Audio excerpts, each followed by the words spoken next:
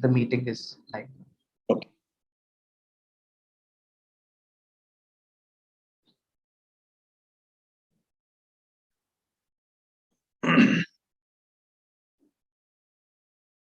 नमो तस्सा भगवतो अरहतो सम्मा संबुद्धस्सा। नमो तस्सा भगवतो अरहतो सम्मा संबुद्धस्सा। नमो तस्सा भगवतो अरहतो सम्मा संबुद्धस्सा। इतिपिसो भगवारहं सम्मा संबुद्धो विद्याचरण संपन्नो सुगतो लोकविदु अनुत्तरो पुरिसधम्म सारथि सत्ता देव मनुष्याणां बुद्धो भगवाति। नमो तस्स सम्मा संबुद्धस्सा। ये च बुद्धा अतीता च ये च बुद्धा अनागता पच्चुपन्ना च ये बुद्धा अहं वन्दामि सर्वदा। नत्ति मे शरणं अन्यं बुद्धो मे शरणं वरं एतेन सच्चवज्जेन होतु मे जयमङ्गलम्। उत्तमङ्गेन वन्देऽहं पादपंसु वरुत्तमं। बुद्धेयो कलितो दोषो बुद्धो कमतु तं मम। बुद्धं यावनिब्बानपर्यन्तं शरणं गच्छामि। स्वाखातो भगवता धम्मो संदिटिको अकालिको एहिपस्सिको अपनायको पच्छतं वेदितव्यो विन्नुहीति। नमो तस्स नियानिकस्स धम्मस्सा। ये च धम्मा अतीता च ये च धम्मा अनागता पच्चुपन्ना च ये धम्मा अहं वन्दामि सर्वदा। नत्ति मे शरणं अन्यं धम्मो मे शरणं वरं एतेन सच्चवज्जेन होतु मे जयमङ्गलम्। उत्तमंगेन वन्देऽहं धम्मं च त्रिविधुत्तमं। धम्मेयो कलितो दोषो धम्मो कमतु तं मम। धम्मं यावनिब्बानपर्यन्तं शरणं गच्छामि। सुपटिपन्नो भगवतो सावकसंगो उजुपटिपन्नो भगवतो सावकसंगो न्यायपटिपन्नो भगवतो सावकसंगो सामीचिपटिपन्नो भगवतो सावकसंगो। यदिदं चत्तारि पुरिसयुगानि अट्टपुरिसपुद्गल ये सा भगवतो सावकसंगो आहुनेयो पाहुनेयो दक्षिणेयो अंजलिकरणीयो अनुत्तरं पुण्यकेतं लोकस्साति। नमो तस्स अट्टहरिय पुद्गला महासंगसा। ये च संगा अतीता च ये च संगा अनागता पच्चुपन्ना च ये संगा अहं वन्दामि सर्वदा। नत्ति मे शरणं अन्यं संगो मे शरणं वरं एतेन सच्चवज्जेन होतु मे जयमङ्गलम्। उत्तमङ्गेन वन्देऽहं संगं च त्रिविधुत्तमं। संगेयो कलितो दोषो संगो कमतु तं मम। संगं यावनिब्बानपर्यन्तं शरणं गच्छामि। विपत्ति पटिवाहाय सब्ब संपत्ति सिद्धिया सब्ब दुःखं विनाशाय सब्ब भयं विनाशाय सब्ब रोगं विनाशाय भवेदीगायुकदायक सब्ब लोकं हितत्ताय परित्तं तं बनामहे। समन्ता चक्रवालेषु अत्रागच्छन्तु देवता सद्धम्मं मुनिराजस्सा शृण्वन्तु सद्गमोक्तदम्। धम्म सवन कालो अयं बदन्ता धम्म सवन कालो अयं बदन्ता परित्त सवन कालो अयं बदन्ता। नमो तस्स भगवतो अरहतो सम्मा संबुद्धस्सा। यानि दभूतानि समागतानि बुम्मानि वायानि व अन्तलिके सब्बेव भूता सुमना भवन्तु अतोऽपि सक्कच्च सुनन्तु भासितम्। तस्मा हि भूतानि समेत सब्बे मेत्तं करोत मानुषीयापजाय दिवाचरत्तो च हरन्ति ये बलिं तस्मा हि नेरक्षत अपमत्ता। यंकिंचि वित्तं इदवाहुरं वा सज्ञेषु वायं रतनं पणीतं ननो समं अत्ति तथागतेन इदंपि बुद्धे रतनं पणीतं एतेन सच्चेन सुवत्ति होतु। कयं विरागं अमतं पणीतं यदज्जगा सख्यमुनि समाहितो न तेन दम्मेन समत्ति किंचि इदंपि दम्मे रतनं पणीतं एतेन सच्चेन सुवत्ति होतु। यं बुद्धसेट्टो परिवर्णयि शुचिं समाधिमानन्तरिकन्यमाहु समाधिनाथेन समो न विद्यति इदंपि दम्मे रतनं पणीतं एतेन सच्चेन सुवत्ति होतु। ये पुग्गला अट्टशतं पसत्ता चत्तारि एतानि युगानि होन्ति ते दक्खिनय्या सुगतस्य सावकाये ते सुदिन्नानि महप्फलानि इदम्पि संगे रतनं पणीतं ये तेन सच्चेन सुवत्ति होतु ये सुप्पयुक्ता मनसा दलेना निक्कामिनो गोतमसासनं हि ते पत्तिपत्ता अमतं विगाया लद्दामुदा निभृतिं पुञ्जमाना इदम्पि संगे रतनं पणीतं ये तेन सच्चेन सुवत्ति होतु यतीन्दकीलोपटविंसितोऽसि चतुब्बिवाते हि असम्पकम्पियो ततूपमं सत्पुरिसं वदामि यो अर्यसच्चानि अवेच्च पश्यति इदम्पि संगे रतनं पणीतं ये तेन सच्चेन सुवत्ति होतु ये अर्यसच्चानि विभावयन्ति गम्भीरपन्नेन सुदेशितानि किञ्चापि ते हन्ति भूसप्पमत्ता न ते भवं अट्टमं आदियन्ति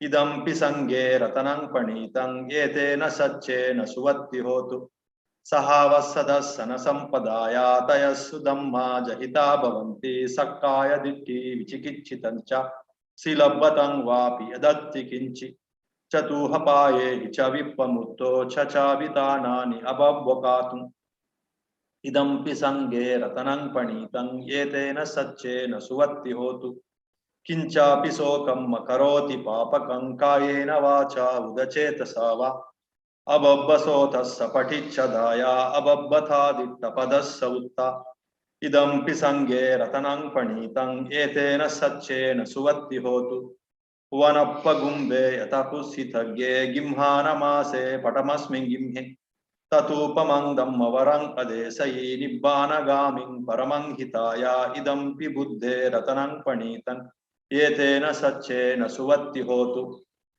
वरो वरण्यो वरदो वराहरो अनुत्तरो धम्मवरं अदेशयि इदम्पि बुद्धे रतनं पणीतं ये तेन सच्चेन सुवत्ति होतु क्षीणं पुराणं नवम्नत्ति संभवं विरक्तचित्त आयतिके भवस्मिन् ते क्षीणबीजा अविरुल्लिच्छन्दा निब्बन्ति धीरा यतयं पदीपो इदम्पि संगे रतनं पणीतं ये तेन सच्चेन सुवत्ति होतु यानीदभूतानि समागतानि बुम्मानि वायानि व अन्तलिक्के तथागतं देवमनुस्सपूजितं बुद्धं नमस्साम सुवत्ति होतु यानीदभूतानि समागतानि बुम्मानि वायानि व अन्तलिक्के तथागतं देवमनुस्सपूजितं धम्मं नमस्साम सुवत्ति होतु यानीदभूतानि समागतानि बुम्मानि वायानि व अन्तलिक्के तथागतं देवमनुस्सपूजितं संगं नमस्साम सुवत्ति होतु ये तेन सच्चवज्जेन सोतिनो होतु सर्वदा ये तेन सच्चवज्जेन होतु नो जयमङ्गलं ये तेन सच्चवज्जेन पातु नो रतनत्रयं सवित्यो विवज्जन्तु सर्वरोगो विनश्यतु माते भवतन्तरायो सुखी दीर्घायुको भवतु सर्वमङ्गलं रक्षन्तु सर्वदेवता सर्वबुद्धानुभावेन सर्वधर्मानुभावेन सर्वसङ्घानुभावेन सदा स्वस्ति भवन्तु ते इमिना पुण्याकम्मेन मामे बालसमागमो सतं समागमो होतु यावनिब्बानपत्तिया इदं मे पुण्याकम्मं आसवक्खयं वहं होतु सब्बदुःखापमुच्यतु निब्बानसम्पच्चयो होतु साधु साधु साधु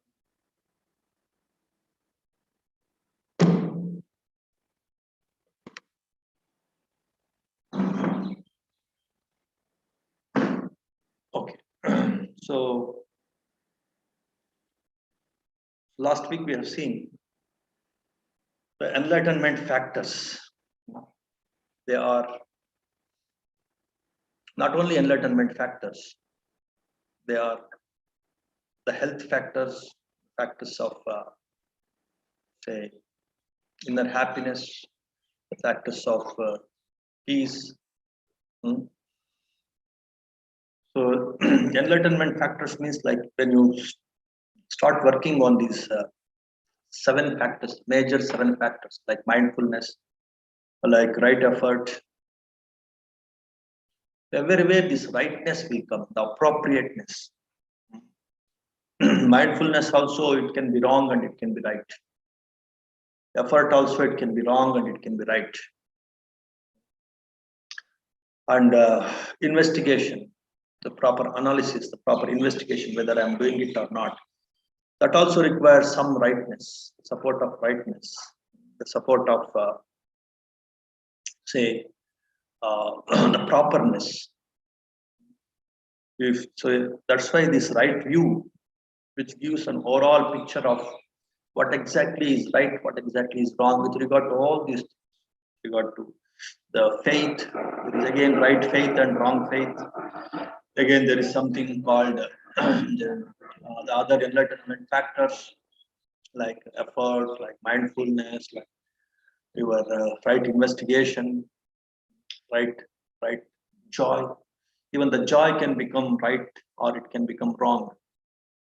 So if you can club this rightness, the right view, the right understanding, then you can bring in the rightness in all aspects, like your enlightenment factors, like your faith also, you can bring in the rightness, it will become right faith.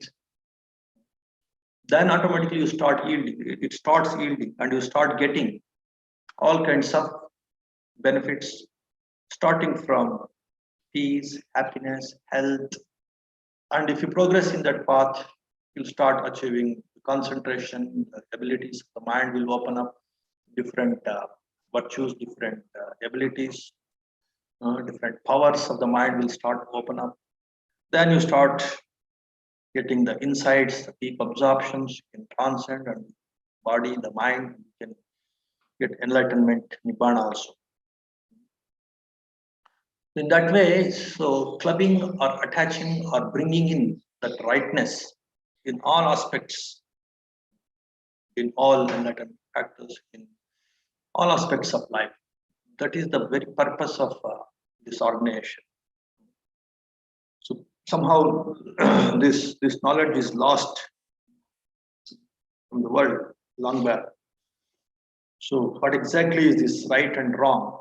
That the discretion, the discrete knowledge is lost. That's why people are involved in 1 million things, simply blindly. That is what is one blind reactive way of living in the world. It's not like wise proactive way of living.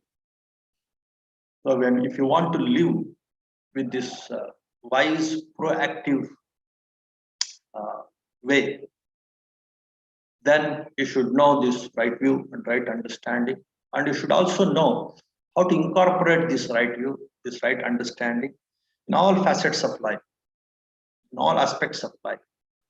If that is missing, then you definitely you fall into the trap of wrong faith, wrong mindfulness, wrong efforts, wrong actions. Once Buddha was asked, so you teach, somebody came to him and you teach non-action. So you don't motivate the people to do something in the world, to push the right things or the proper things in the world. You teach non-action, simply people sitting and meditating. There's no action, either from you or from your disciples or from your audience. They simply become inactive. Buddha says yes. Then some other person, after some time, some other person, some other disciple, some other lay person, he meets Buddha and he says, you teach a lot of action. You teach how to control the mind, how to purify the mind, and how to put forth the right efforts to practice meritorious actions like dana, shila, and apachayana, vayavacha, of course, bhavana, meditation, and practicing punyanumodana, patidana, listening to them. You just motivate people to do so many things in the form of parmis, in the form of parmis means perfections. Again, they are like dana, shila, satcha parmi, aditana parmi, so many kanti parmi, so many things. You push people to do so many things. So you talk so much about action, action, do. In that way, you are forcing people. Buddha says yes. Then Venerable Ananda, the chief attendant of Buddha, he also, so in the previous situation when the person told you that You teach non-action, you said yes. But now this person, he is saying you are teaching a lot of action. Again, you are saying yes. How come it is possible? How come you teach both action and non-action? Then Buddha smiled and he says, yes, I teach action with, say, right view. The rightness, if the action is right, then I completely motivate them. I push them to involve in those right actions. And I teach non-action with regard to the wrong action, with regard to the wrong things. So you should step back. You should keep away the wrong ideas, the actions based on the wrong ideas, wrong intentions. In that way, my answer holds good in both the situations. There is no there is no contradiction. So, what is the point here? Understanding this right view and involving in so many kinds of actions, it's okay, it's good, it's rather very good. In all these meritorious actions, the 10 meritorious actions, in all the 10 parmis, the right action, all these things are right action only because they are embedded.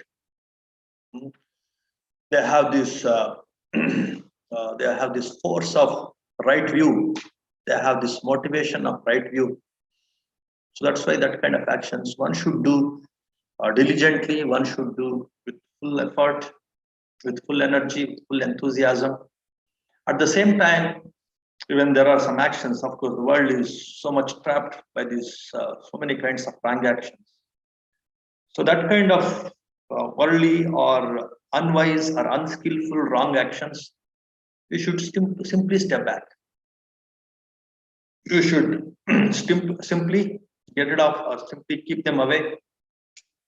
You can involve in meditation or better to keep quiet rather than involving in the wrong actions, which are rooted or which are triggered or motivated by the wrong views. So once this right view trigger has started in your mind, then as I told you, it will take you towards the right health, the right happiness, the right liberation of the mind, towards the right enlightenment. All these things fall in place. Will progress in this path very authoritatively, very confidently, with all stability, with all conviction, with all clarity, you will progress. So in today's chanting also, not only the enlightenment factors, if you remember, it will take you to the right health, even the right faith in Buddha, Dhamma and Sangha, because they also represent the mental purification, the mind liberation, authoritative mind liberation, right view mind liberation. They also represent. So most of these sutras, they have this key takeaway, this gist. The gist of most of the sutras is to have the right faith in this Buddha and his teachings and his community, because all these three things represent right view only.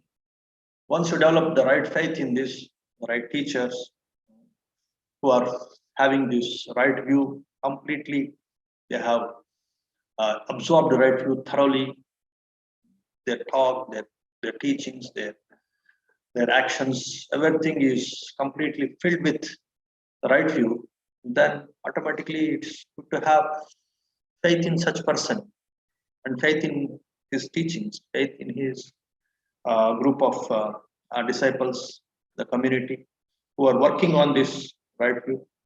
And automatically that faith again, it will pull us, it will motivate us to practice enlightenment factors, to practice the meritorious actions, to practice parmis, and to practice these different levels of mind purification.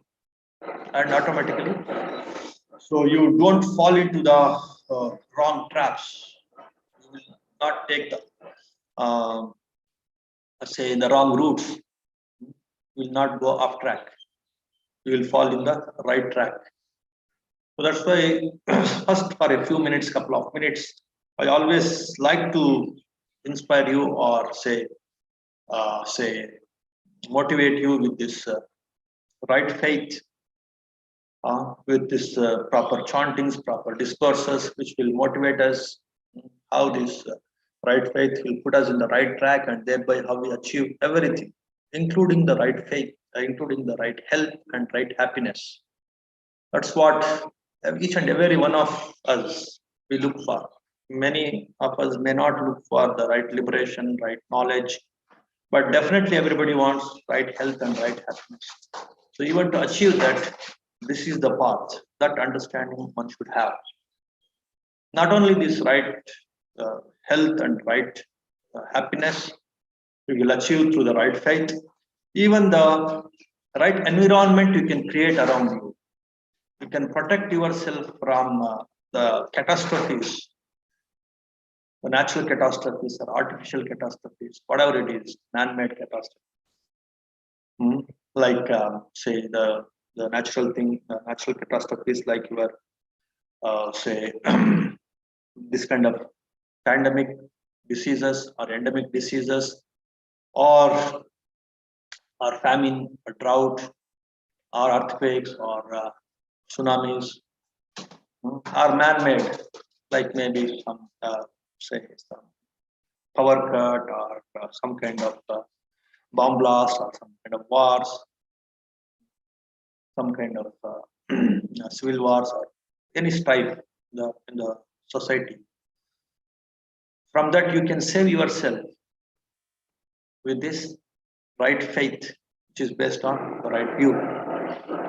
So that's what is the message of this, or the content of this today's chanting, that Ratana Sutta, of course, several times, or if not several times, at least for a couple of times, I spoke about this Ratana Sutta, because this is very, very powerful sutta, where Buddha has highlighted the beauty, the greatness of the Ratana of Buddha. The Ratana means the gem of Buddha, the gem of Dhamma, the teachings, the right teachings based on the right view, and the right Sangha, the Sangha, which is again practicing all the meritorious actions, parmis, meditation, mind purification techniques based on the right view only.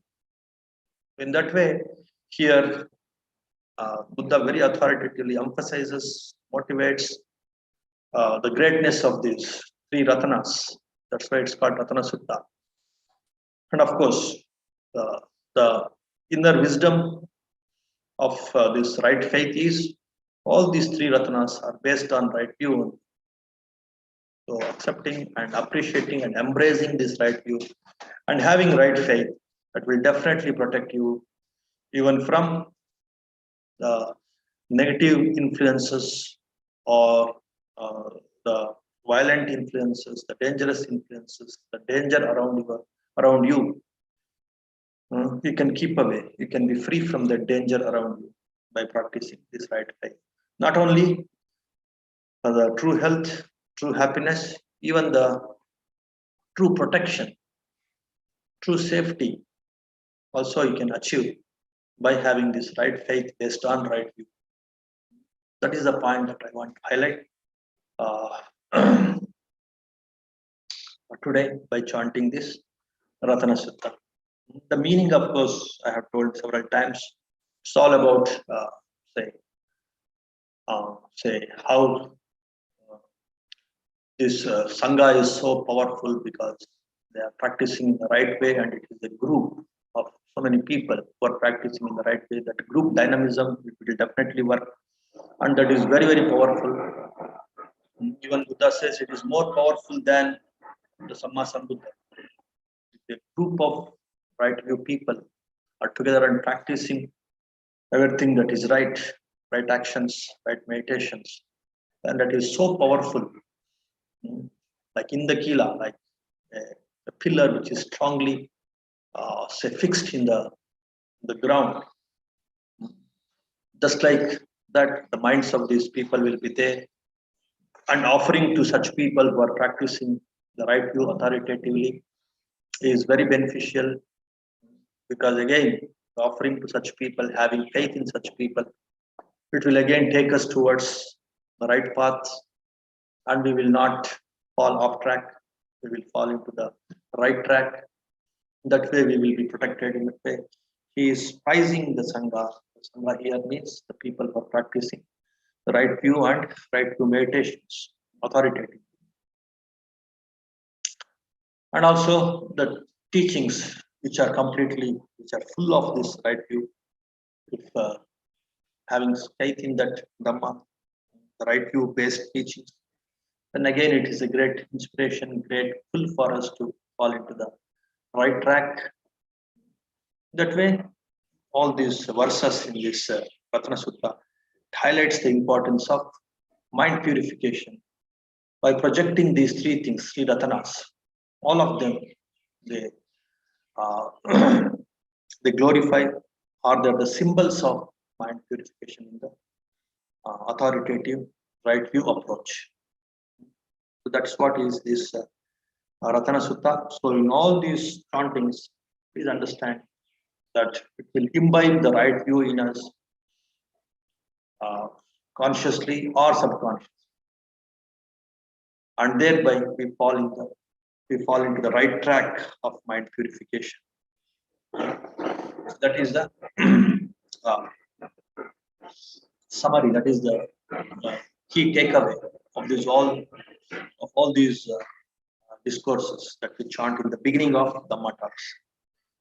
Now coming to our today's topic, that is, so last week we have chanted this Appamada Vagga.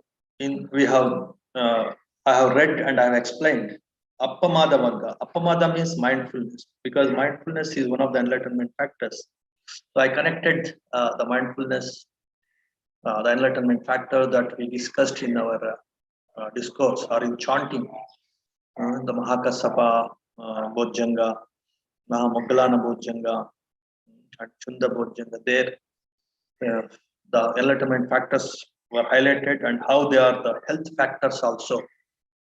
So in that, the first one is mindfulness or Appamada or Sati. So that has been explained in detail in the Appamada Vagga, the second Vagga. Vagga means chapter, not the section. Second section, second chapter in your, say, Dhammapada. Dhammapada, so there are so many chapters. The first chapter, sometime back, we discussed, and the second chapter last week we discussed. And today we will discuss the third chapter, that is the third chapter is the Cittavagga, about the mind. How Buddha beautifully, in the form of verses, he has emphasized the importance of working on the mind, purifying the mind. That is the very sole purpose of human life.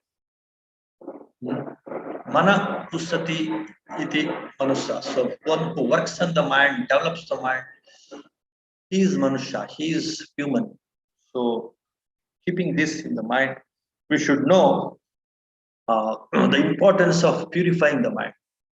So that importance of purifying the mind is beautifully explained by Buddha in this Cittavagga. So we will see some of the verses in this Cittavagga, and we will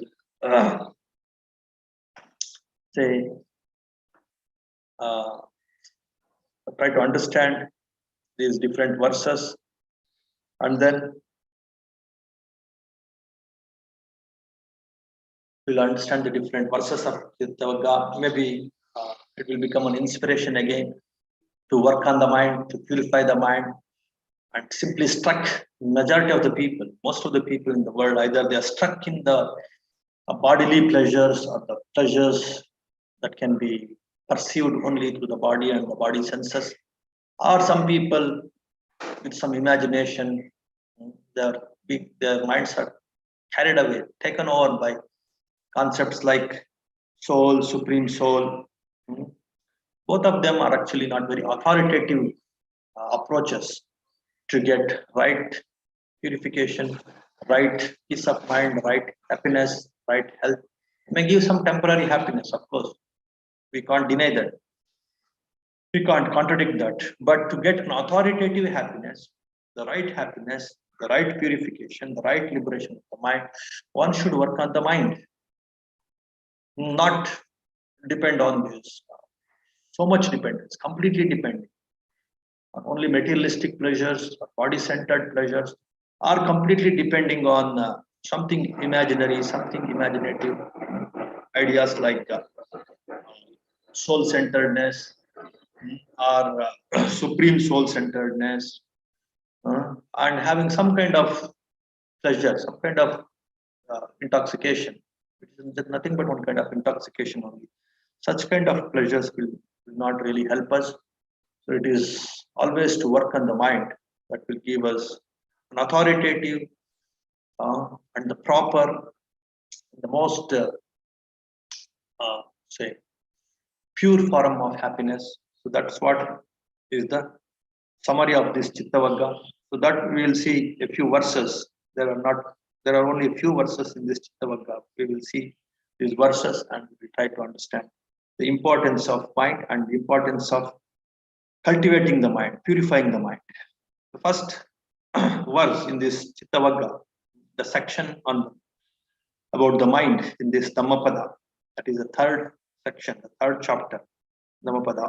What Buddha says, just as a fletcher straightens an arrow shaft, even so the discerning man straightens his mind, so fickle and unsteady, so difficult to guard.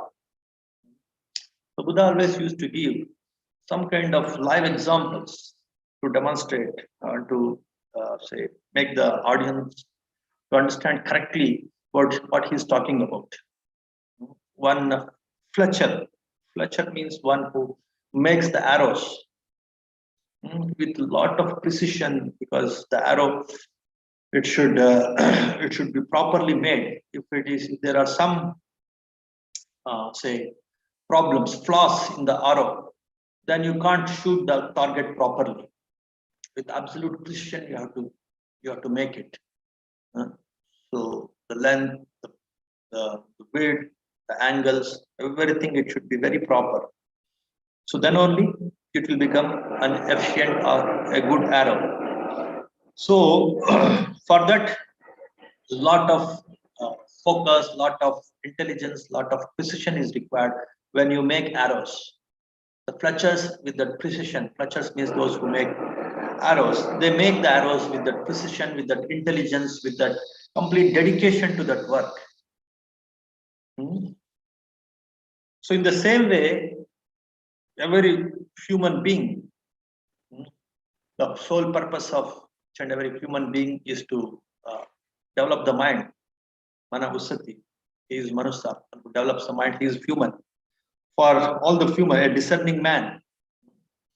A discerning man means the person who is working on his mind, a meditator. What he should do?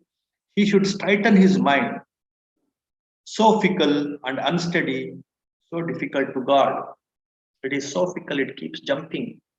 And it is so unsteady, it is wobbling all the time. It is so difficult to guard. The negative things, the negative influences, the negative thoughts, they keep on bombarding our mind. So to protect our mind, to safeguard our mind, it requires tremendous willpower, tremendous precision, tremendous clarity, tremendous, say, compassion to yourself, to one's own mind, one's own life. Then only he can work on his mind authoritatively, just like a fletcher, with all precision, with all, say, intelligence. He straightens an arrow shaft. So with the same precision, with the same dedication, one should work on one's own mind.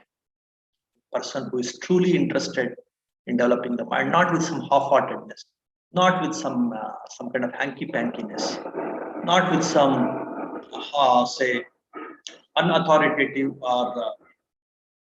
or say not having complete clarity of understanding the mind. If such a person works on the mind, then it will not become an authoritative way of straightening the mind, purifying the mind. If an unskilled person, if he wants to straighten the shaft, the arrow shaft, he can't prepare the nice or say most efficient arrows, most say say good quality arrows he can't make.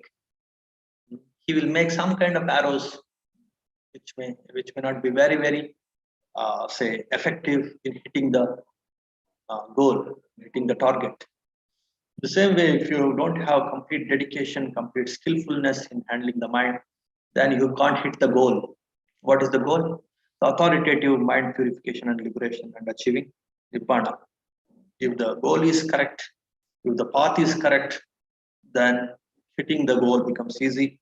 And in that path, you will get all other aspects. As I told you, the right health, the right happiness, the right association automatically you will get.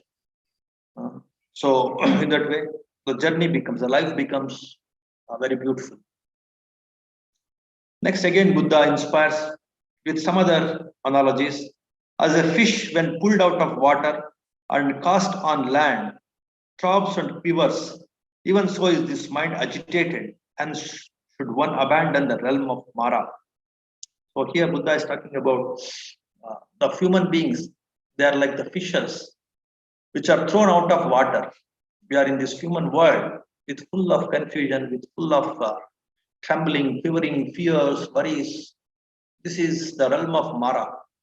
Mara means like the person who has trapped the human minds, or for any being for that matter, in this worldliness. In this worldliness, there is always fear. There is because there is always fear and confusion and desires, and not knowing what to get, what not to get, what to do, what not to do. This kind of confusion is the nature of this human world. That's why it is the realm of Mara. Mara always confuses. But Buddha always clarifies. That is the difference between Buddha and Mara. Buddha is the symbol of, or the personified wisdom. So Buddhas always give wisdom and remove confusion in the mind. But whereas the Maras, they want to have hold on you. They always confuse you so that they can control you. They can have hold on. So just like a fish which comes out of water, it quivers, it throbs. The same way, we are out of this realm of Nibbana, realm of freedom. We have fallen in this human realm where there is a lot of fear, where there is a lot of confusion. That's why this is the realm of Mara. So that is what we are in this human world.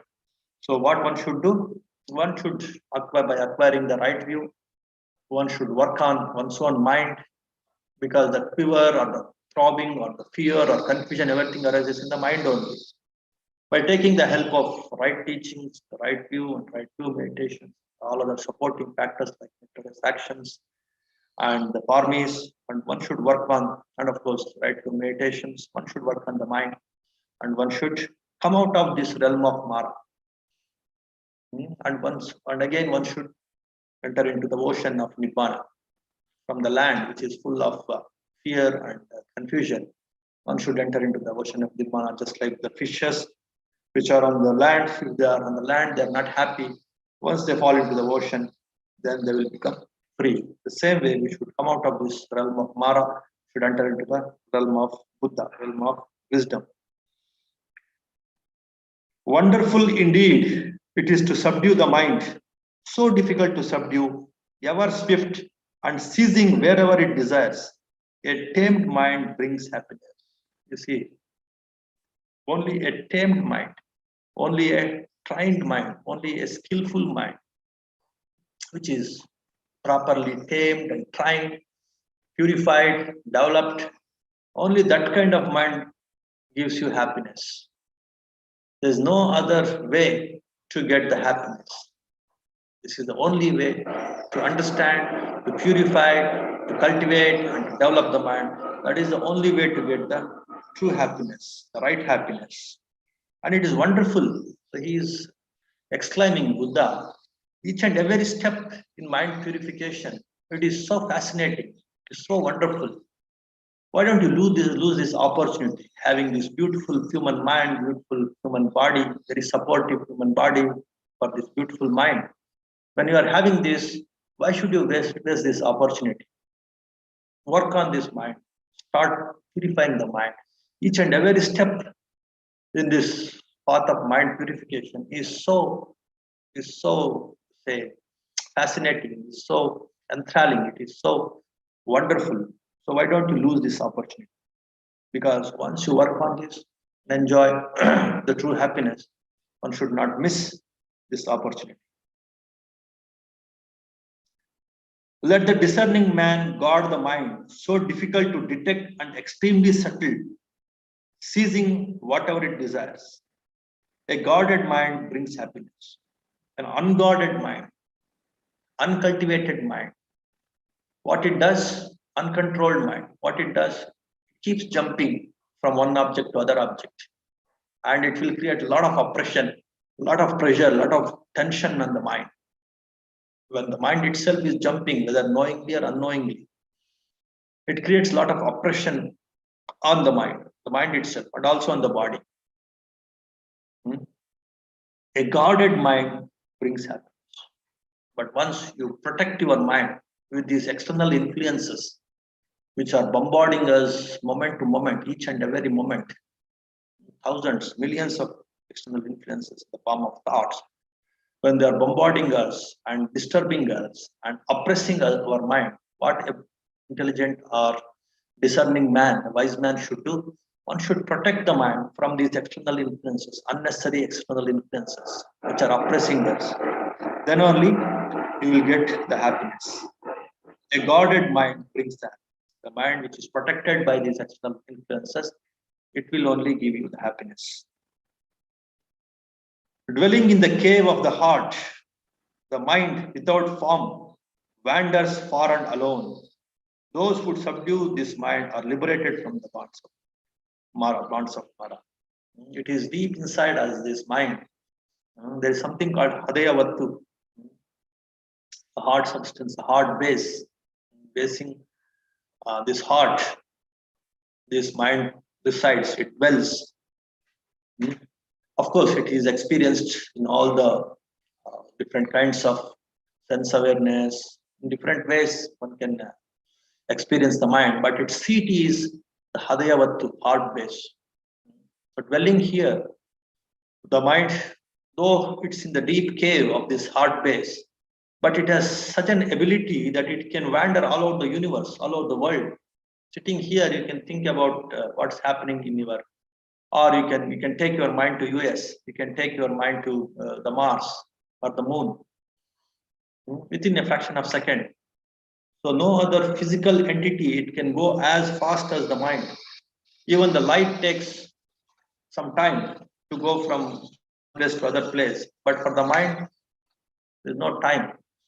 Immediately, quickly, in no time, it can reach anywhere. That is the power of the mind. It is so unique.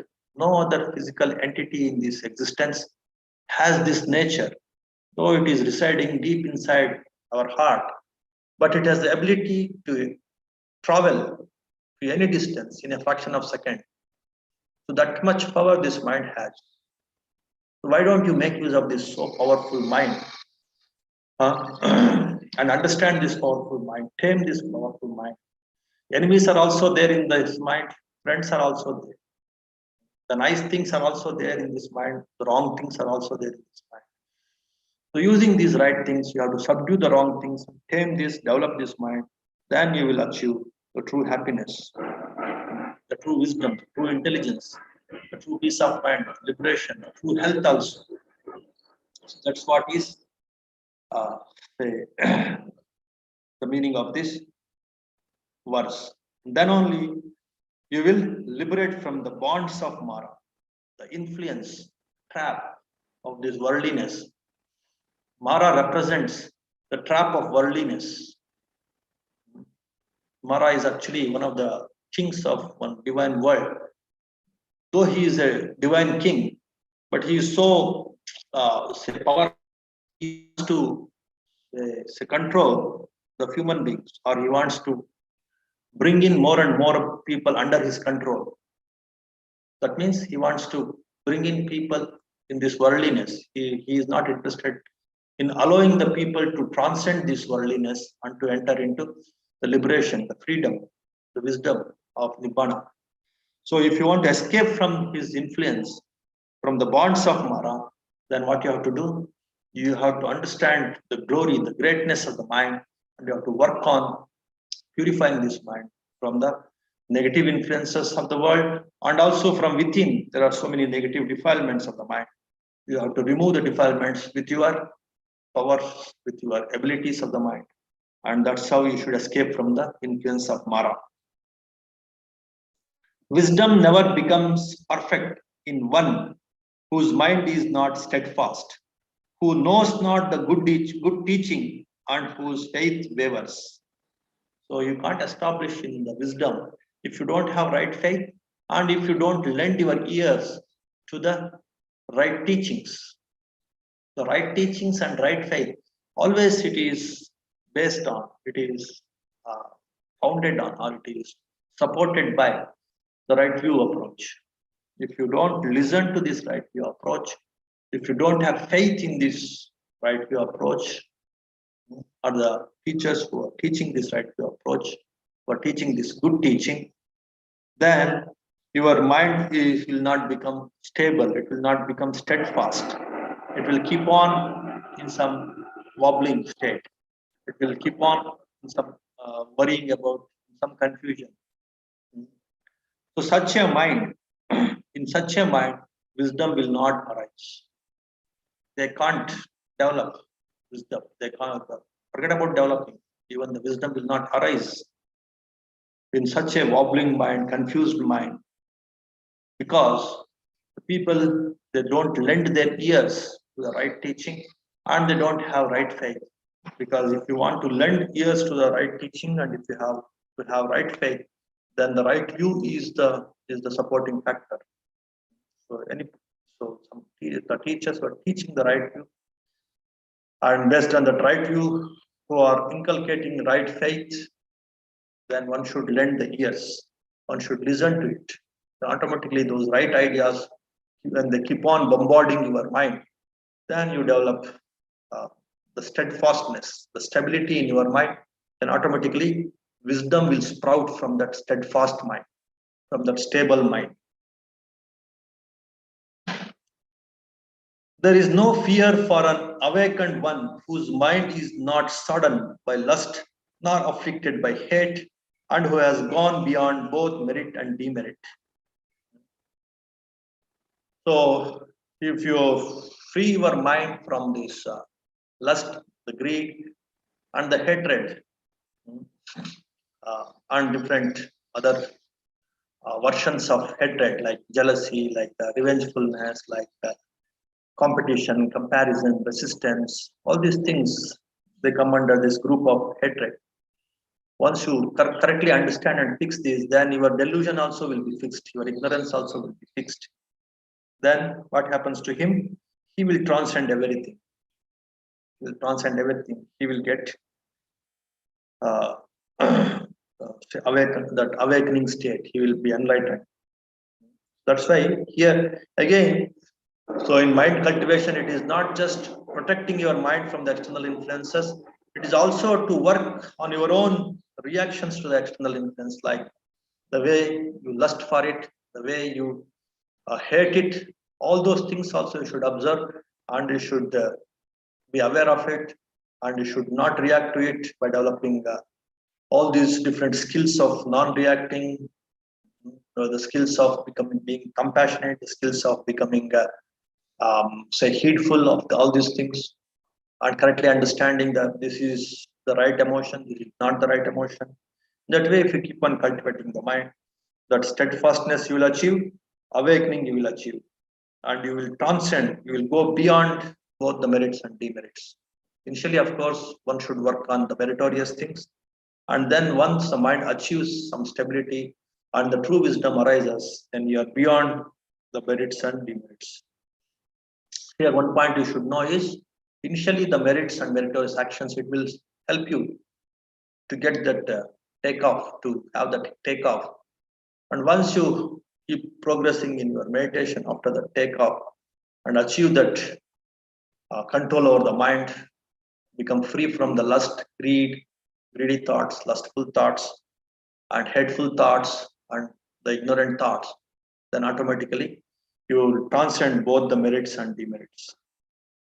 Realizing that this body is as fragile as a clay pot and fortifying this mind like a well fortified city, fight out Mara with the sword of wisdom, then guarding the conquest, remain unattached. You should remind yourself that this is like a clay pot. This body, any moment, it will break down, it will break into pieces. Whenever I have the time, I have this opportunity, I have this beautiful human body, the stable or the healthy human body, which is supporting the mind. So let me make use of this opportunity. Any moment I may lose this body. So now I have this time and opportunity. Let me work on this mind and let me fight this Mara by protecting my mind. Just like the soldiers, they protect their kingdom or their city with a fort. So in a fortified city, they protect it with a fort and they fight the enemies.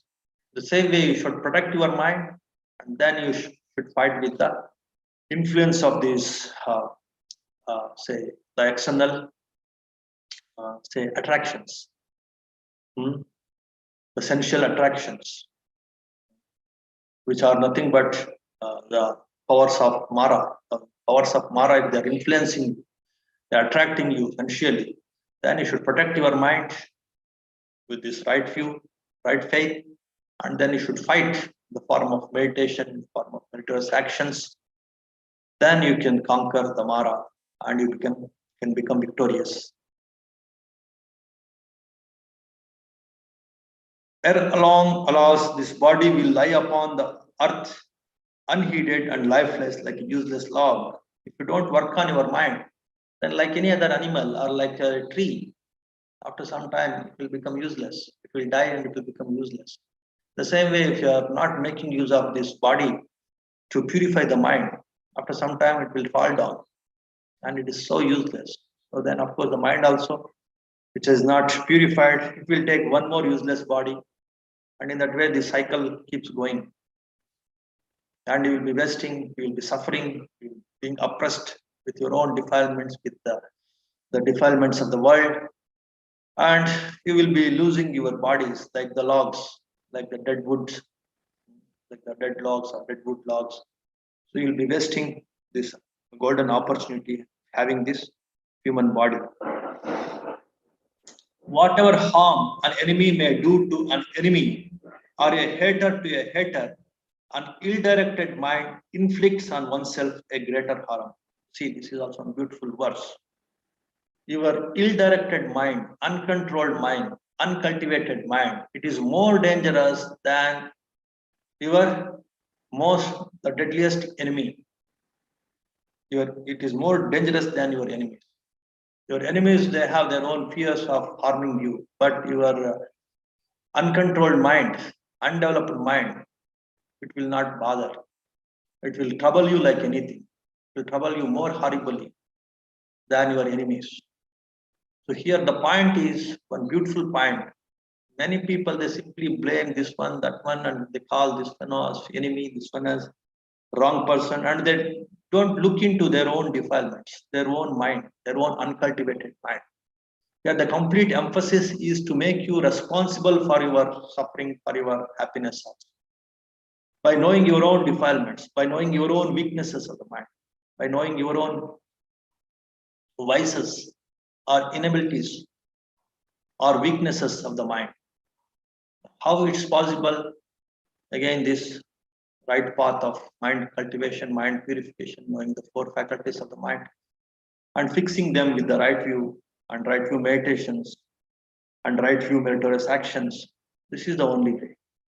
Then this blame game will stop.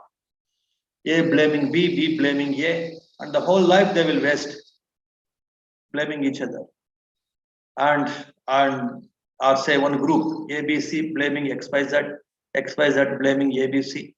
The whole groups will collapse destroy themselves by simply involving in this blame game. So to come out of this blame game, one should take the responsibility, blame one's own defilements, blame in the sense, know the defilements, fix them, take the responsibility of how to derive happiness by yourself, by fixing your own defilements and developing the abilities of the mind.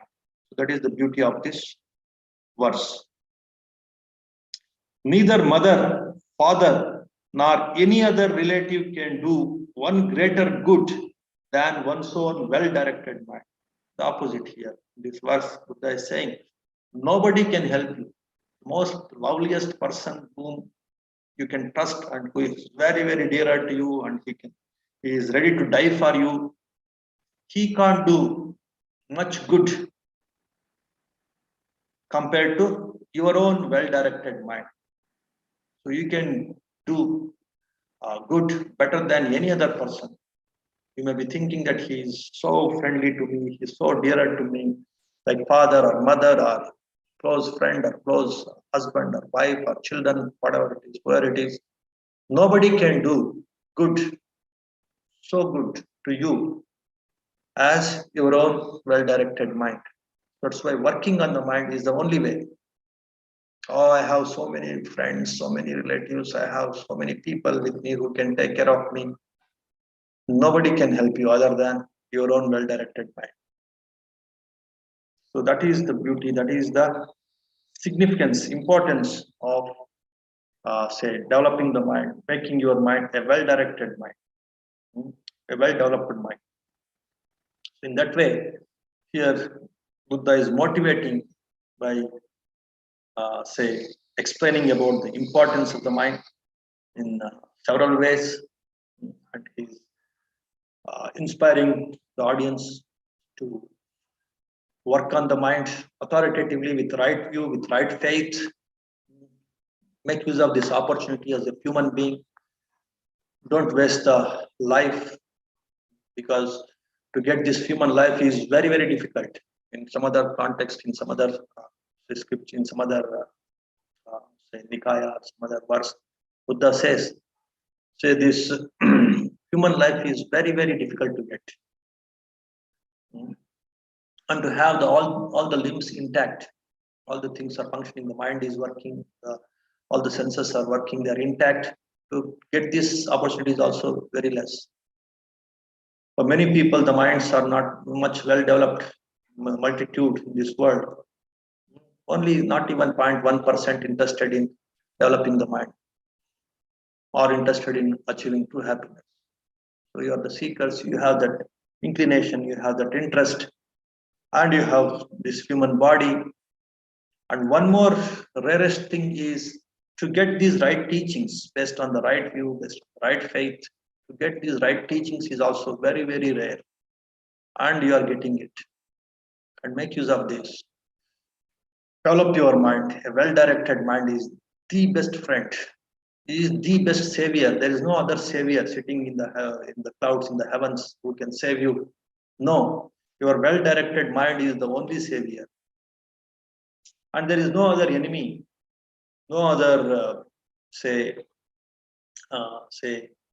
your destroyer or your enemy, your hater, who is as bad as your own ill-directed mind, your own uncontrolled mind. Your uncontrolled mind is your biggest enemy. Your well-directed mind is your biggest savior, biggest, say, protector, savior. So no need to fall into the trap of these external things, which will appear as sometimes saviors, sometimes enemies, simply confuses you. So depend on your own mind, depend on your own ability to purify your mind. That is good enough. You can lead a happy, healthy, and peaceful and very successful life. Okay. So with that, we'll conclude. And as usual, if you have some questions, we'll see. And then we'll conclude the program with a small chant. So if you have some questions, you can send in the chat box and the coordinators read out those questions. Then I can answer. Namaste, Banteji. Yes. Shruti Joshi is asking Banteji, um, Vandami Venerable, please explain heart base and function of it, Banteji. So it's like just like the ear is the base of the sounds, and the tongue is the base of the taste, and the nose is the base of say, your smells, and the body is the base of the sensations. The same way, for the mind, there should be some base. Without base, nothing can be seated, nothing can sit. So this is something like the seat for the mind, heart base. So deep inside, sometimes you experience uh, the ideas or the thoughts are emerging from deep inside your heart. Sometimes you experience that the deep-rooted thoughts or from your subconscious, unknowingly, like intuitively, you can experience a few things, some feelings, some emotions, thoughts, intuitively experience, not by thinking. Through some intuitiveness, you experience these thoughts, and you feel it is coming from the depth of your heart. And that is what is the Hadyavat heart base. In different scriptures, they say it is very, very small place, whatever it is. So the deepest core of the heart, let us say, from where uh, the mind, especially the bhavanga, the subconscious mind, there's something called bhavanga, means like which is being carried from the previous life. That mind, it requires some seat, and that is what is Hadayavatu, or the heart base. That many times we experience deep inside. Many times we say, "Oh, there is some heartburn." That means some deep thoughts are there, emotions are there inside your heart. Then you say there is some heartburn. Now my heart is full of joy because you have some very pleasant thoughts or emotions in the heart. So that kind of seat for these uh, deep-rooted thoughts, actually, which is carried from the previous life, the flow of mind. It takes some seat, and that is the heart base. In the next life also, so we have to have some heart base. If the mind has to jump into the next life, so that kind of seat for the mind to move, mind to get settled, mind to get seated. That is what is heart base. Okay, next question.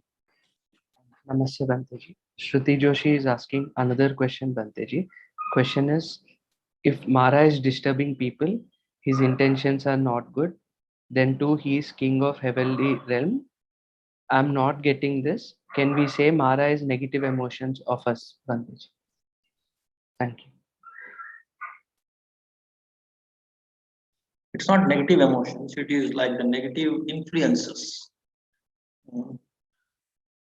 or based on our wrong view or wrong perception towards happiness. Many people they think their happiness is in the essential objects. That very thinking you can say as one kind of Mara. They say there are some 5 kinds of Mara. One is, of course, your own negative thinking or wrong perception about happiness. That itself is one Mara. That is Klesa Mara. Because your own kleshas, your own defilements will make you to think that your defilements will give you happiness. Your lust, your craving, your hatred will give you happiness. That kind of thinking many people have.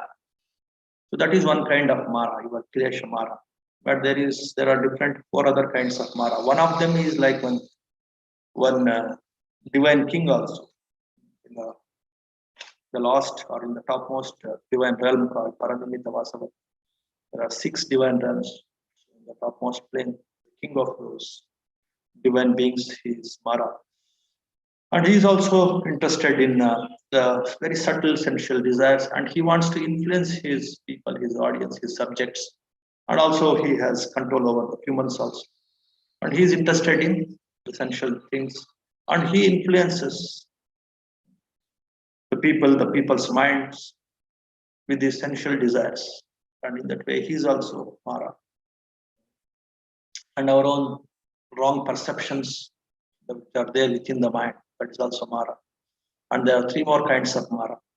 So all these things, in a way, you can say the different kinds of Mara, whether from within or without, from outside or from inside, their duty is to misguide you, keep you in the wrong track. In what way? To say have happiness in the sensual things, in the worldly things. That kind of ideas you will get either from within or from outside, or from the divine king like Mara, Deva Manava Mara, Deva Mara, or from inside, that is your Klesha Mara, your own understanding, your own wrong views, wrong perceptions. They will push you to have that kind of wrong idea of getting happiness from the sensual things, or the external forces will push you to have happiness through the sensual things. That kind of influences, whether it is from within or without, or that is from outside. That is the meaning of Mara. Next question. Next question is from Vikas Patil Sir Banteji. Hmm. Namaste Banteji. When huge tsunamis of unpleasant things attack my mind, I become unstable, forget all teachings. What shall be done at that time? When this happens? When huge tsunamis of unpleasant things Huge attack, tsunamis. yes, Banteji, Hmm. of unpleasant things attack my mind, I become Hmm. unstable, forget all teachings. What shall be done at that time? Okay, good. Thank you. It's a practical question. So yeah, many times when you're in this world, definitely some floods of negative thoughts. It will overpower you, completely occupy your mind. It's called Voga. Voga means floods. He is calling it a tsunamis. It's a very, very powerful floods. So when they completely devastate your mind, then I'll forget all the teachings and what I should do. You should have that awareness. Now this is good. At least you identified now my mind is influenced by these powerful negative thoughts, flood of negative thoughts. That itself is a very good step. That very identifying these negative thoughts, the powerful negative thoughts, which are nothing but they look like the floods or tsunamis.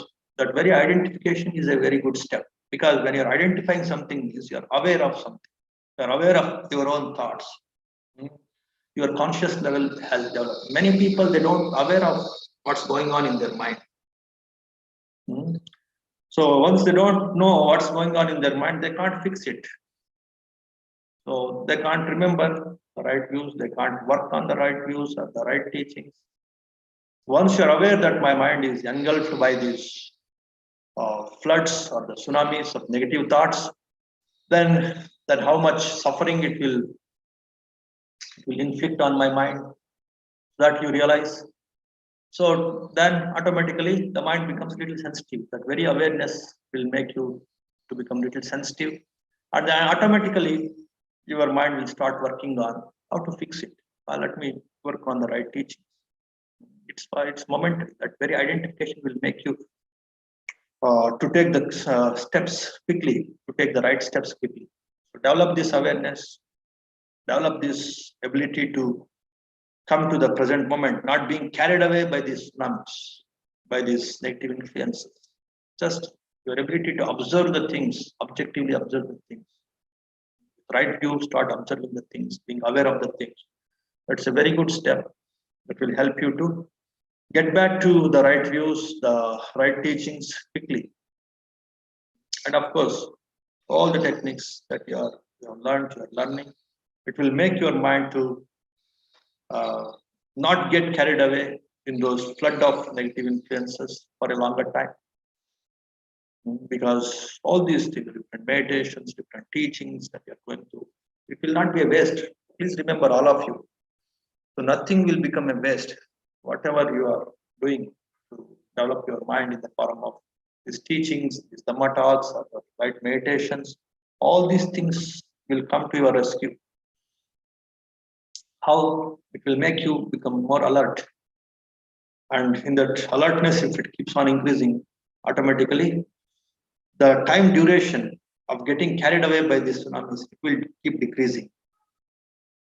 So when this time duration of getting influenced by these tsunamis reduces, keep decreasing, then automatically he will not be carried away, and immediately you will start thinking of the right things, right views, right actions, right teachings. That's what is required. One should not completely get carried away in these tsunamis. So it must, maybe for 1 hour you get carried away by these negative influences. Let us say. So if you keep on progressing um, in these lectures or the right meditation, regular meditation practice, and keep progressing in these different levels of mind cultivation. So in this, if you are keep on progressing, then automatically the wrong influences affecting the mind, the time duration will keep reducing, and the suffering will reduce. Immediately, you will come to the right time, the right teachings. Don't worry, it will happen to everyone. The voga, the flood of negative thoughts will affect everyone in different parts of the life. Maybe even in the same day, that negative influence may be there for some time. But very accepting, very noting, identifying this itself is a beautiful step. That itself says that you are aware. Once you are aware, automatically mind keeps away the negative things which will create suffering for us, and we simply tend towards, move towards, shift towards the positive things, the right teachings, which will give us happiness. That's what the mind does. All the minds. No mind wants suppression. It always tends towards the happiness only, true happiness. You already experienced the true happiness in the right teachings, so that will protect you. When you are experiencing suffering of these negative floods, and when you are noting it, automatically your subconscious will take you towards the right teachings, which will give you happiness. So your own mind, your own say experience of true happiness, it will protect you. So keep experiencing the right happiness as much as possible, each and every day through right teachings, right practices. That is good enough. Next question and last question. Um, Namaste Banteji. Next question is from Ravi Banteji. He's asking Vandami Banteji. My question is that while doing meditation, if we are feeling some sensation due to some illness, then can we choose these sensations as our medium of medication, Banteji? Thank you. What's his name? Ravi Banteji. Ravi, just Ravi, or what's his full name? He has only mentioned Ravi Banteji. So, yeah, see this this methodical training of the mind through different kinds of meditations, through different layers of the mind, by understanding the different faculties of the mind.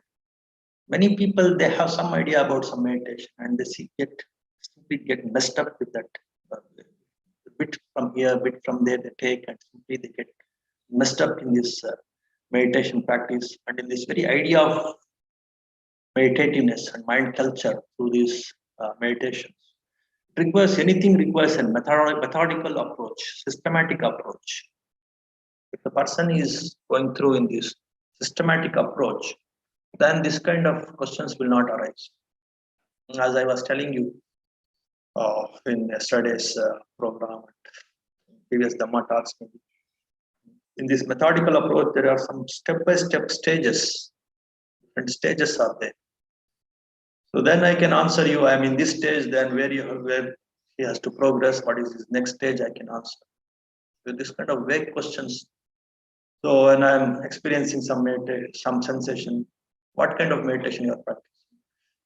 While practicing that kind of meditation, what kind of sensation you're experiencing, where you're experiencing, and how intense it is, then how to fix it. So if that clarity is not there in the question and in your experience, based on how authoritatively, how methodically you are practicing meditation, then I can't answer the question. And the very question itself is there is some there is some confusion there. There is some clash of ideas are there. There is no proper observation of what's going on, and there is no properly articulated, properly expressed in the form of words. So what I suggest all of you, if you're really interested, if you're a true seeker, you want to authoritatively develop your mind, don't take up this kind of hodgepodge way of practicing meditation, taking something from here, something from there, and thinking that, oh, I have learned. No, take an authoritative approach, methodical, systematic approach, practice that, and having faith in the right teacher, in that particular teacher, authoritative teacher, then he can help. So if you follow this path of right view and right view meditations, then I can definitely help you, or because I can gauge where are you, what is the next step, how you can progress. Then I can gauge your progress, your situation, your requirement, and then I can suggest you what next you have to do. So all of you can attend from next week. We have this Hindi level 1. All of you, in the sense those who have not attended this right view meditation levels.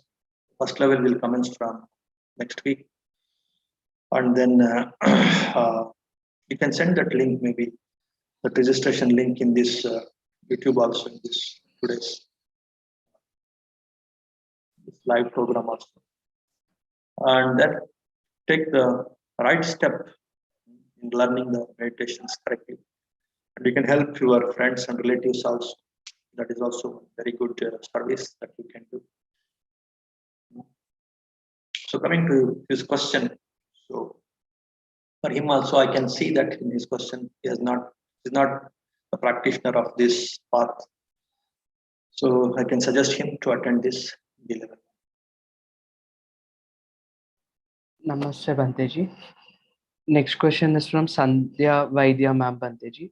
She's asking, Vandami Banteji, when our family member supposes to listen Dharma and meditation, then what to do, Banteji? Thank you.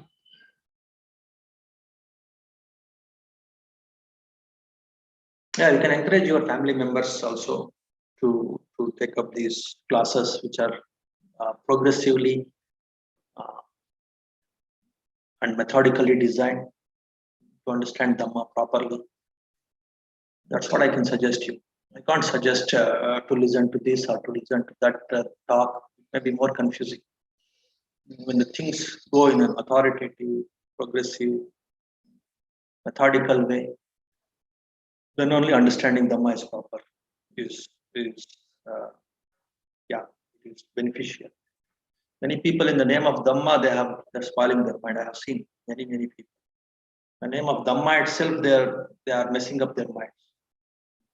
So to come out of that kind of confusion, that kind of bad situation, we can suggest your family members also to take up this progressive, say, authoritative, step-by-step design, step-by-step approach of cultivating by attending level 1, then attending the practice session, then attending these Dhamma talks.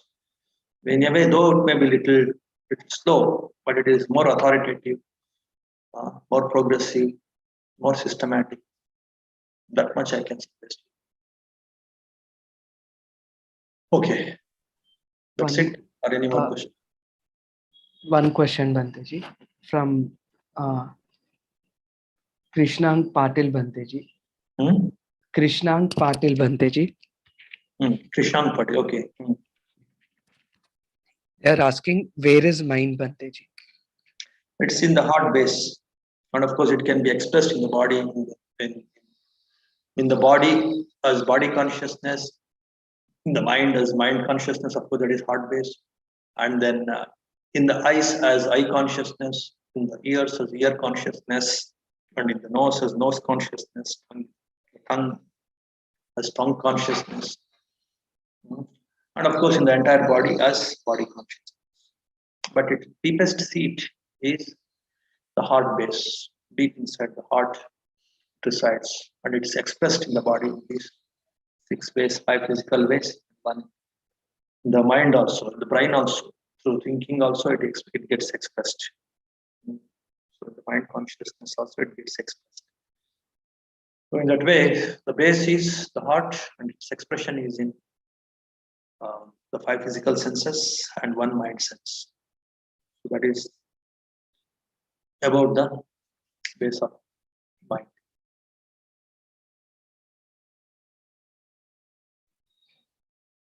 That's it. Any more questions? Next question is from name is mentioned as Tathagat Banteji. They're asking when second level is starting, Banteji. That you can ask the coordinators. Next question is from Shruti Joshi Banteji. They're asking, please suggest any good book for 8 Noble Path, Banteji. No, I don't suggest books. I suggest only the best book that you have already with you, that is the mind. Work on your own mind. That is the best book. Because of so many reasons. Okay, then we'll conclude. Yes, Banteji. Or any questions? Any more questions? No more questions, Banteji. We can conclude. Okay. Namo tassa bhagavato arahato samma sambuddhassa bhavatu sabba mangalam rakkantu sabba devata sabba buddhanubhavena sabba dhammanubhavena sabba sanghanubhavena sada sotti bhavantu te sukhi bhaveyan nidukko ahang niccha ahang viya idacha me sukhi hontu majjata chatavedino imam higammante dhamme satta hontu sukhi sada ato parancharadjesu chakkavalesu jantano sadhu sadhu. Thank you, Banteji.